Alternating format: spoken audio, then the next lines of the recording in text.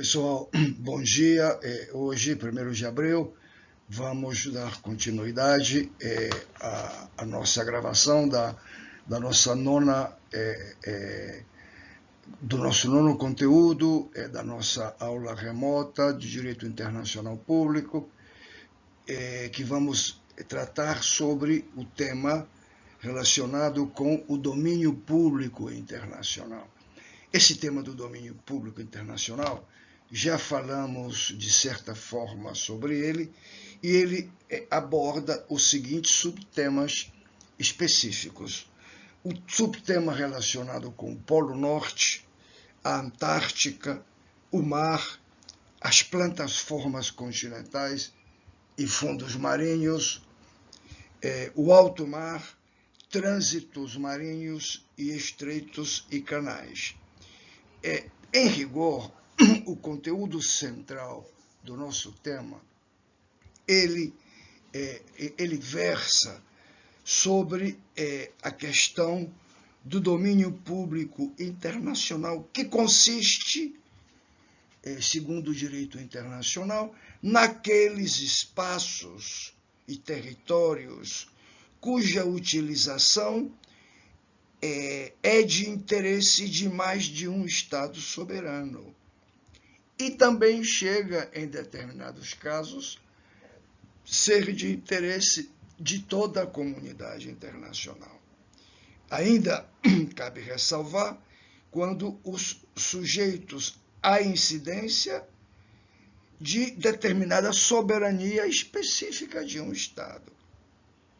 Então, o propósito desse espaço público de domínio internacional, ser tratado na nossa disciplina, consiste em definir critérios a efeitos de estabelecer políticas internacionais em matéria de cuidado do mar, por exemplo, e os seus diversos setores subsequentes.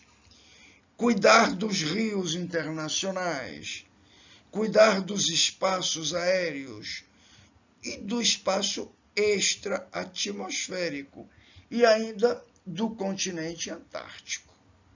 Então, e do Polo Norte, vemos que é de uma relevância fundamental. Já eu vou ficando com essa apresentação e iniciando uma abordagem sucinta sobre cada um desses componentes. O Polo Norte, ele tem um escasso interesse econômico. Isso explica o não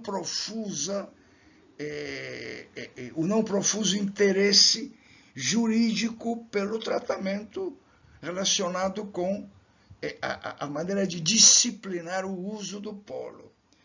Ali, como sabemos, não existe massa terrestre. Cuida-se fundamentalmente apenas da água do mar, que está aparentemente congelada.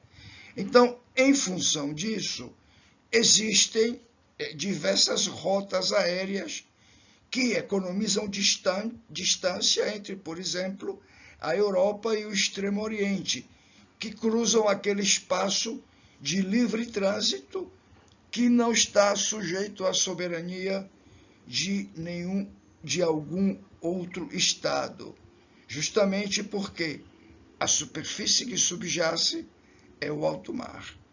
Já no caso da Antártica, as coisas são diferentes. Já o denominado Círculo Polar Antártico é aquela coberta de gelo em quase toda a sua extensão. Sobre a Antártica, sim, existe interesse econômico e estratégico, desde logo do seu próprio descobrimento.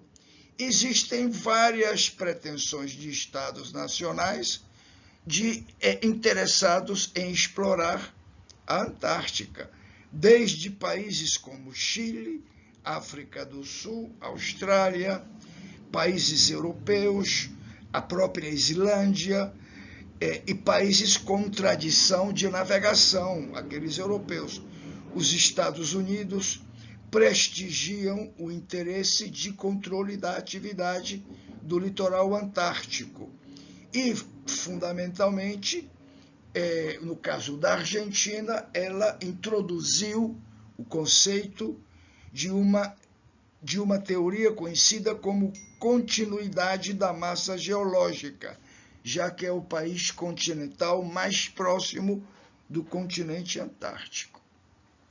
O mar. O mar é sujeito já de uma regulação. Nós conhecemos já o Convênio Internacional sobre o Direito do Mar. Então, ele já está disciplinado e já existem várias normas. Essa codificação que se iniciou já com o próprio surgimento das Nações Unidas, houve um convênio que concluiu em 1958, que é a Convenção sobre o Mar Territorial e Zona Contígua. Logo veio a Convenção sobre o Alto Mar e a Convenção sobre Pesca e Conservação dos Recursos Vivos do Mar. Esse convênio só entrou em vigor, como sabemos, em 1982, depois que uma trintena de países ratificaram essa convenção.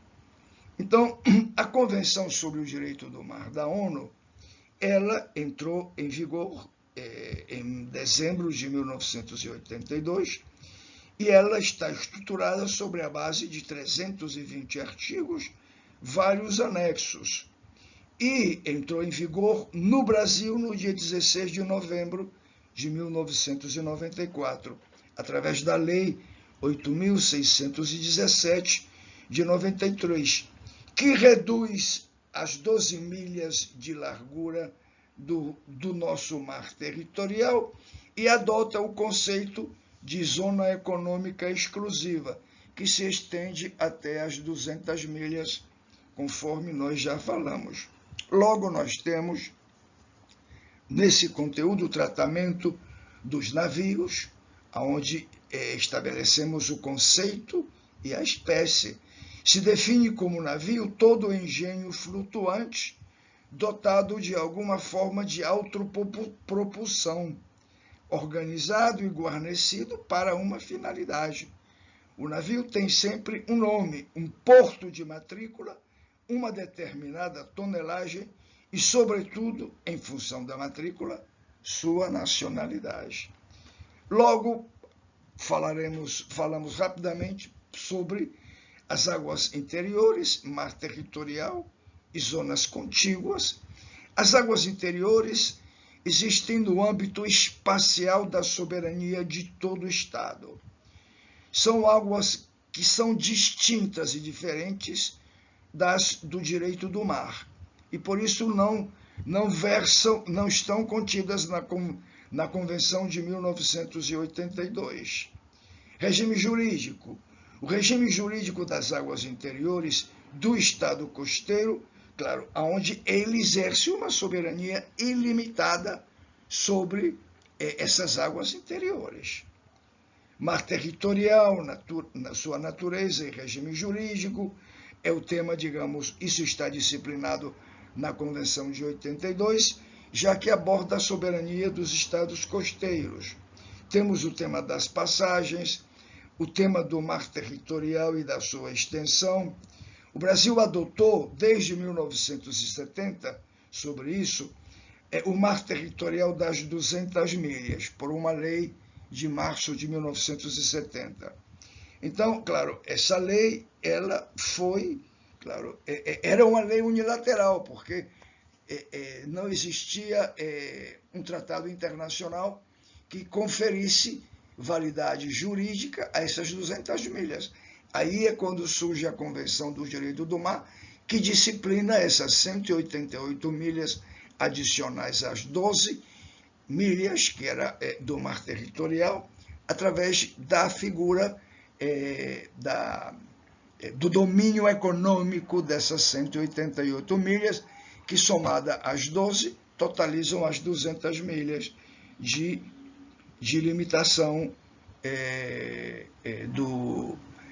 digamos assim, da soberania dos estados costeiros sobre essas 200 milhas. E concluo falando sobre o tema. Temos as plataformas continentais, que estão também definidas na Convenção de 82, que tem um limite, claro, o limite exterior da plataforma coincide com a zona economicamente exclusiva das 200 milhas. Os fundos marinhos, o conceito de área e seus recursos constituem, segundo a Convenção, patrimônio comum da humanidade. O alto mar, que também é um patrimônio comum, a Convenção sobre o alto mar estabelece que é livre, se franqueia a navegação e o sobrevoo por aviões de qualquer natureza e bandeira pelo alto mar, como as colocações de cabos e dutos submarinos. Logo, existe a questão das restrições às liberdades, digamos, do tráfico no alto mar, em função justamente da necessidade de se disciplinar e evitar o tráfico de escravos e o tráfico ilícito de mercadorias a fim de evitar o descaminho delas.